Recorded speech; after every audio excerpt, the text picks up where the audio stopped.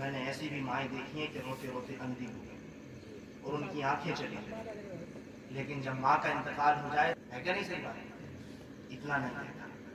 दूसरी चीज, जो भी इंसान अपनी जिंदगी में इनकम करता है, कमाई करता है, कोई भी इंसान, हर किसी का मकसद होता है बच्चे, ये तो होता है ना। यहाँ तक कि आदमी अपनी बीवी से भी ज्यादा अपने बच्चों से प्यार करता है, और जो भी कुछ कमाता है किसके लिए, बच्चों के लिए। और बच्चे की जब शादी हो, मान लीजिए, और अगर शादी में 5,000 रुपए का खर्चा होना है और 5 का खर्चा होना है, तो बाप क्या कहता है, अरे 5 नहीं 25 करो, यानी बेटे की शादी है, बेटे के में खर्च नहीं करो तो काम, ये कहता है बाप। क्यों? क्योंकि कमाया ही बेटे के लिए, यही तो है ना। बेटे से मोहब्बत है, बच्चे से मोहब्बत है। अगर बेटी की शादी होने लगे तो अगर उसका बाइक देने का इरादा है तो कार देने की ख्वाहिश करता है, बेटी वाला कभी पीछे नहीं हटता है। अगर उसकी औकात बाइक देने की है तो कार देने की कोशिश करता है। और अगर 5,000 का खर्चा तो 50 का करता है। अरे भाई मेरी बेटी की शादी है, जहेज अगर 1 लाख का लेने का इरादा 1.5 लाख का इरादा करता है कि भाई मेरी बेटी इस पर खर्च नहीं तो किस पे करना। यानी इंसान पूरी जिंदगी जो कमाता है, उस कमाई का मकसद कौन होता है, बच्चे। और बच्चों पे खर्च करते हुए उसके दिल पे कोई नागवारी नहीं गुजरती। लेकिन याद रखो, बच्चे आपके कितने भी बड़े मोहब्बत वाले हो जाएं, माँ बाप से बड़ा मर्तबा उनका नहीं हो सकता। और जो लोग अपने बच्चों की शादियों में पैसा खर्च करते हुए डरते नहीं, घबराते नहीं, जब माँ बाप की तबीयत खराब हो जाए तो जनाबे वाला गिन गिन के निकालने पड़ता है और टाल देते हैं। अगर एक माँ के 6 बेटे हैं, कह रहे तू करा ले, अरे भाई सारे मिल जाओ, थोड़े तू दे दे, थोड़े मैं दे दूं, सब इकट्ठे करके करा दो। यानी माँ बाप की अगर इलाज का नंबर आ जाए तो पैसा जेब से निकलते हुए डर लगता है, घबराहट होती है, मैंने कमाया क्यों जा रहा है। लेकिन जब बच्चे की शादी हो तो पैसा कितना भी उड़ा दो पता ही नहीं चलता, खुशी होती है। क्या है, हमने अपने माँ बाप से ज्यादा बच्चों को समझा के नहीं समझा।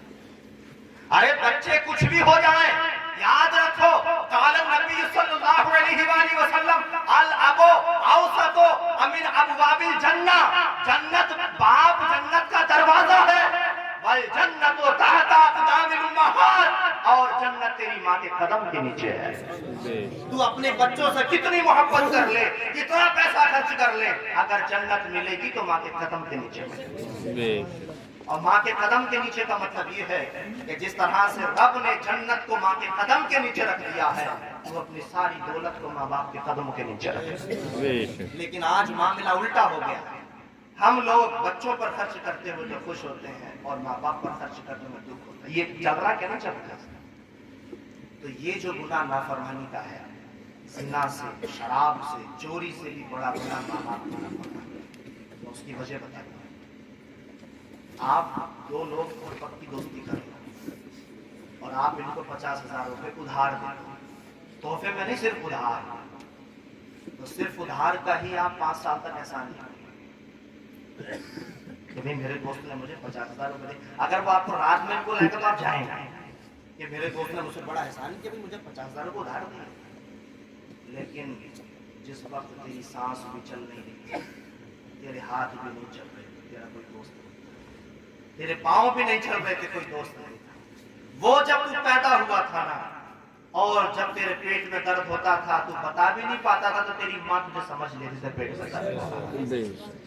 और वो जब तुझे भूख लगती है, टॉयलेट लगती थी बचपन में, जब तू पैदा हुआ तू जरा सा रोता तो माँ समझ लेती हाँ कि मेरे बच्चे को भूख लगी। जब तेरा कोई दोस्त भी नहीं था, जब तेरा कोई यार भी नहीं था, तेरा कोई मददगार भी नहीं था, तो तेरी माँ ही तुझे पाल पाती, तेरा बाप भी तुझे पाल पाता।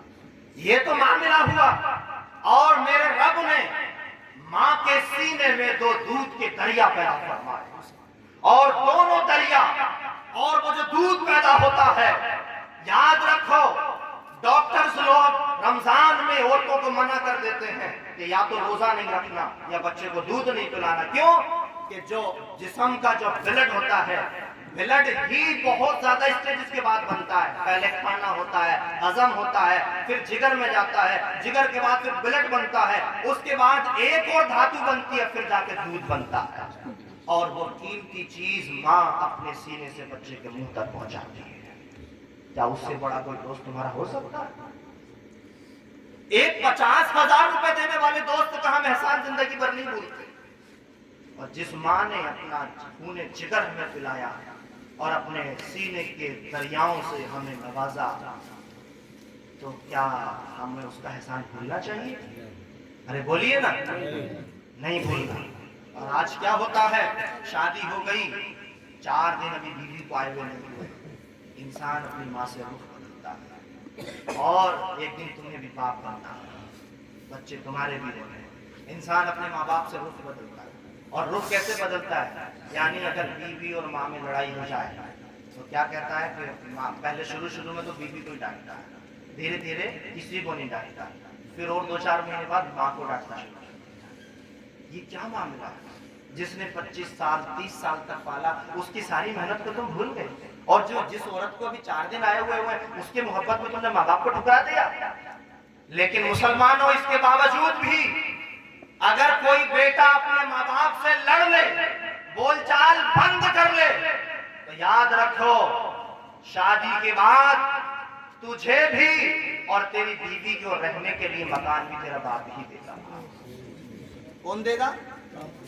कोई दोस्त, कोई यार, मददगार कोई नहीं दे सकता। यहां तक कि बीवी का जो बाप है वो भी नहीं दे सकता।